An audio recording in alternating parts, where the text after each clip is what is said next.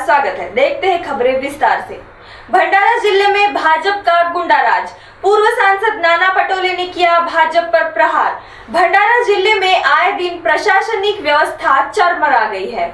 जिले में सत्ता पक्ष के भाजपाई कार्यकर्ताओं की मनमानी और दबंगगिरी से स्थानिक व्यवस्था बिगड़ती जा रही है। हाल ही में मोहाड़ी पुलिस थाने के कर्मचारियों की भाजपा के रेत माफियाओं द्वारा जमकर पिटाई की गई, लेकिन भंडारा पुलिस अब तक इन भाजपा के रेत माफिया को गिरफ्तार नहीं कर सकी। यह आरोप महाराष्ट्र प्रदेश कांग्रेस कमेटी के उपाध्यक्ष पूर्व सांसद नाना पटोले ने किया है। आइए देखते हैं भंडारा ब्यूरो चीफ निशान लांजेवर के साथ श्री नाना पटोले ने MNS न्यूज के लिए दिए एक साक्षात्कार में की बातचीत। एक PI 4 कांस्टेबल को जो गुंड लोग जो रेती माफिया ने और गुंडों ने मारे थे वो बीजेपी के वाले थे। अभी तक पुलिस को मारने वाले को पकड़ा नहीं गया। इसका मतलब है कि वो जो बीजेपी के माफिया और गुंड जो लोग थे वो राज्य के गृह मंत्री और राज्य के मुख्यमंत्री एक ही है और उनके घर पे तो छुपे नहीं है, वहाँ पुलिस पकड़ नहीं सकती। तो इसका पीछे का राज क्या है? एक तो पुलिस न्याय व्यवस्था के फेवर में नहीं है, या एक तो बीजेपी वालों का उनके ऊपर प्रेशर है। आज जिस तरह से जिले में पुलिस की जो डर चाहिए, वो एक दबाव चाहिए, वो रहा ही नहीं है। उसका परिणाम है कि लाखांदुर तालुका के हमारे चपराड़ की देवी माँ का पूरा सोना भी लूट के लेके गए, मंदिर के पुजारी को मारे। लाखांदुर तालुका में कई गांवों में और लाखांदुर शहर में भी कई ठिकान में चोरी हुई है, अभी तक वो भी चोर पकड़े नहीं गए। और जिस तरह से गुंड और माफियाओं का राज शुरू है, यहाँ भंडारा जिले के लोगों में असुरक्षितता की भावना पैदा हुई। और ऐसे समय में पुलिस प्रशासन हो या जिला प्रशासन ने इस पर तुरंत ख्याल करना चाहिए। नहीं तो कानून, अगर कानून के रखवाले कानून को नहीं संभाल सकते तो फिर जनता कानून हाथ में लेना जानती है। और इस तरह से ये लोकतंत्र है। ये किसी के कोई अपने को सत्ता में बैठे लोग अगर अपने आप को खुद को राजा समझते होंगे तो उनका वो गैर समझ है। और लोकतंत्र में लोग ही राजा रहते हैं और राजाओं का जो सत्ता में बैठे हुए नौकरों ने उनका रक्षण करने की जवाबदारी होती है, वो सही ढंग से करना चाहिए। ये मांग हमारी। जिले में प्रशासनिक व्यवस्था पूरी चरमरा गई है।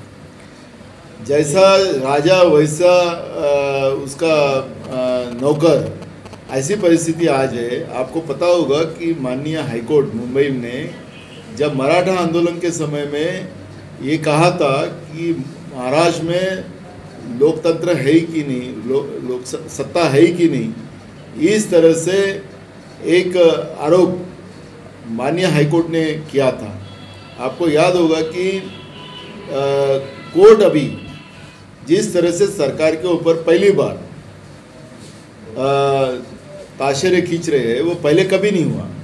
आपको याद होगा कि यही मुख्यमंत्री फडणवीस बताता है कि 72,000 करोड़ में जो कर्जा माफी हुई थी, वो कर्जा माफी में बहुत गड़बड़ हुई थी। मुंबई के शहर के भी किसानों को कर्जा दिया गया, कर्जा माफी का फ़ायदा मिला था। फिर अभी नागपुर हाईकोर्ट ने एक जनहित याचिका एडमिट कर ली और सुमोटो की। उसमें कहा कि जो अभी देवेंद्र फडणवीस सरकार ने कर्जा माफी की है उसमें बड़ा पैमाने में भ्रष्टाचार है। तो आखिरी लोकतंत्र में कोई भी सत्ता में आए, लेकिन इसका मतलब ये नहीं कि लोगों को हमेशा बेवकूफ़ बनाते रहे, लोगों को तकलीफ में रखे, या ऐसा नहीं होता।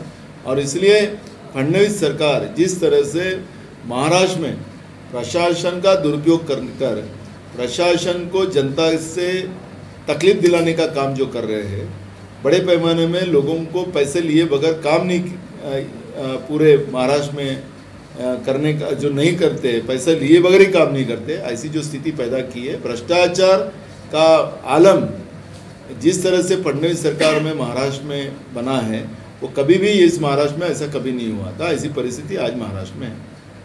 हिंगना तालुका में वाघधारा इलाके में विष बाधा के कारण 12 जानवरों की मौत हो गई, जिसमें 9 गाय भी शामिल थी। इन जानवरों को आखिर ये विष बाधा हुई कैसे, या उन्हें किसी ने जहर पिलाया? ऐसे कई सवाल सामने आ रहे हैं, जिसके चलते अब इस मामले की पड़ताल जारी है।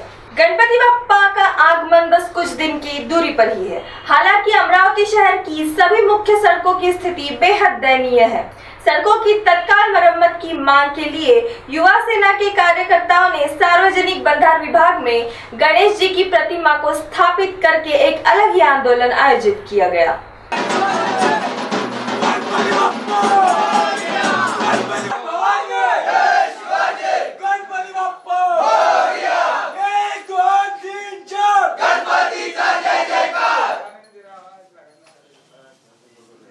भ्रष्टाचारी सार्वजनिक बांधकाम अधिकाऱ्यांचा